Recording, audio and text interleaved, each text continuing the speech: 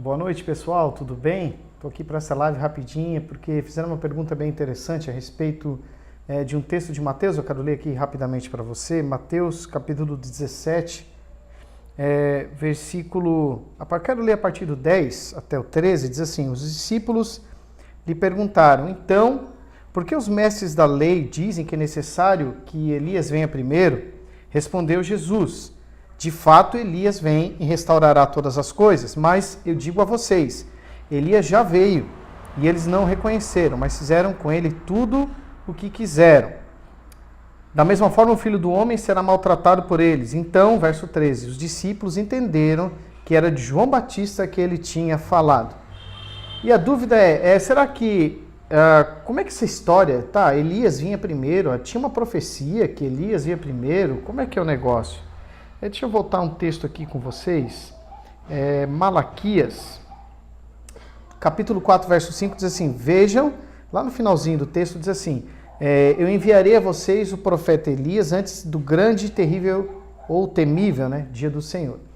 Então, deixa eu falar um pano de fundo aqui. Quando se celebrava a Páscoa judaica, comumente se colocava 4 cálices, O Evangelho de Lucas fala de 2 cálices, o Evangelho de Mateus fala de um dos cálices só. E além desses cálices, tinha um 5º cálice, que era o tal do cálice do Elias. Exatamente porque havia expectativa de que Elias apareceria novamente no cenário profético de Israel antes do Messias.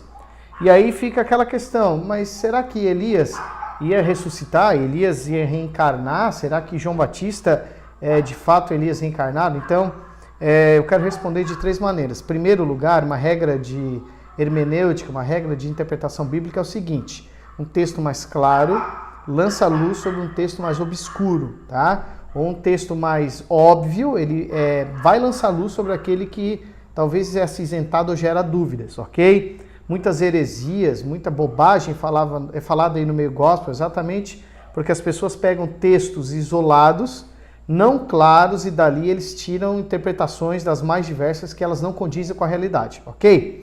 Então, a Bíblia toda é clara de que não existe reencarnação. Há um texto claro, Hebreus 9, 27, que diz que a um homem está ordenado viver uma só vez, vindo depois disso o juízo. Então, não há espaço, seja no Antigo ou no Novo Testamento, para reencarnação. Na realidade, a reencarnação nega a obra de Cristo, porque a reencarnação diz que eu vou reencarnando e à medida que as sucessivas vidas elas vão seguindo, eu não só vou me desenvolvendo, vou me purificando, porque eu pago aquilo que eu fiz na vida passada, e a ideia é que eu me torne um ser evolutivo espiritualmente até que eu tenha talvez a dimensão de Cristo. Legal, mas isso nega a obra de Cristo, porque a salvação não é por obra, a salvação é pela graça, pela fé em Jesus Cristo, ok? Falado isso, se a Bíblia toda é clara, em tantos textos que hoje não é o foco disso, eu quero responder outra coisa, que não há reencarnação. Em primeiro lugar, eu não posso afirmar que esse texto fala de reencarnação. Se a gente partir da premissa da reencarnação, de que é a volta à vida de uma pessoa morta, Elias não morreu. O Antigo Testamento fala que ele foi arrebatado aos céus, o próprio Deus o tomou para si. Então, como é que uma pessoa que não morreu pode reencarnar? Não pode. E o terceiro ponto, e aqui eu quero trazer esse contexto, voltando àquilo que eu falei no começo do vídeo, a ceia judaica tinha 4 cálices, O Evangelho de Lucas trata de 2 desses cálices. Uma hora eu faço um estudo, um vídeo aqui só sobre os cálices. Eles têm a ver com o livro de Apocalipse também, enfim.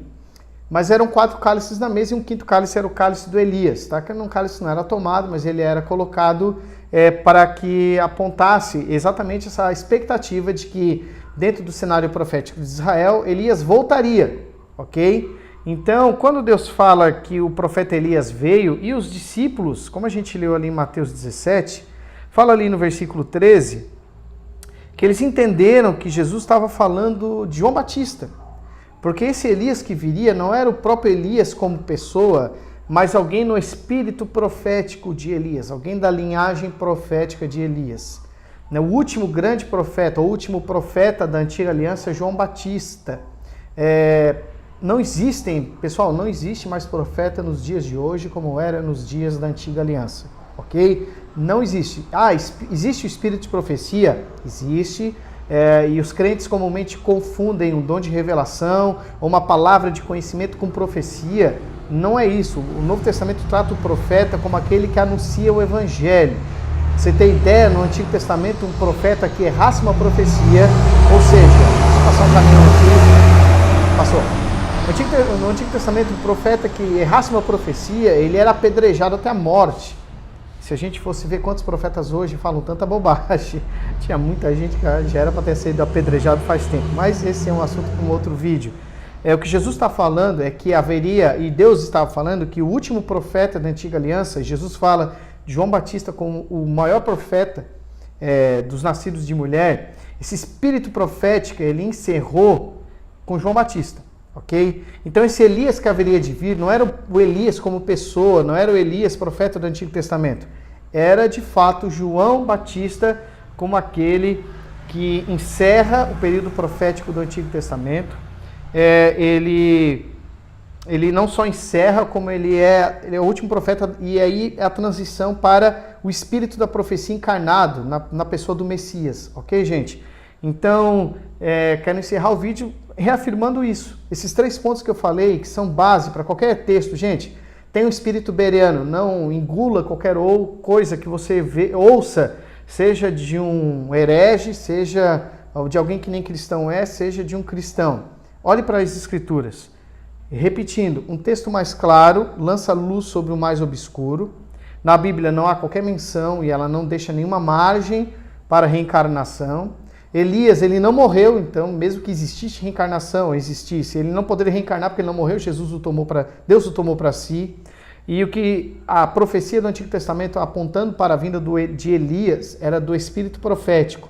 João Batista foi o último profeta da antiga linhagem.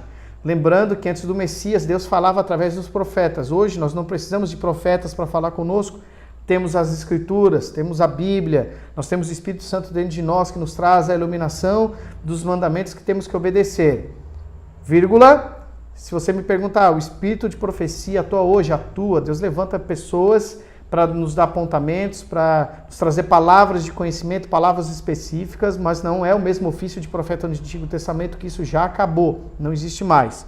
Então, esse Elias que haveria de vir era a própria figura de João Batista, enquanto o último grande profeta da Antiga Aliança. Então, repetindo a pergunta que foi feita para mim hoje de manhã, se Elias poderia ser, João Batista poderia ser Elias reencarnado? Não, ele não é Elias reencarnado, porque a reencarnação não existe segundo as Escrituras. Espero ter sido claro, é bom estar com vocês aqui, um forte abraço para todo mundo que esteve aí nesse videozinho, vai ficar depois lá no meu canal no YouTube, procure lá, 50 into Theology.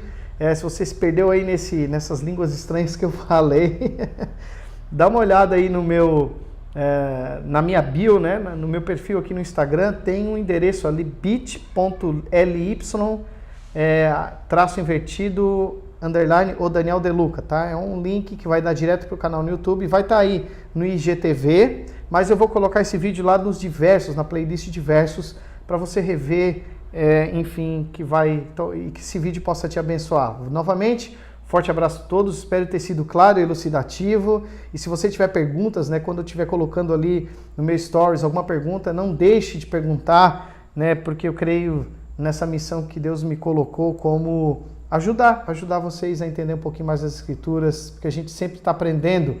E eu vou dizer para vocês, o dia que você ouvir alguém dizer assim, não, sei de tudo de Bíblia, essa pessoa não sabe nada. Quanto mais a gente aprende, mais a gente vê que não sabe de nada. Um forte abraço, Deus abençoe a todos. E essa semana eu vou dar continuidade à nossa série sobre escatologia. Fica ligado aí no meu stories que eu vou dar mais notícias, ok? Um forte abraço, Deus abençoe a todos.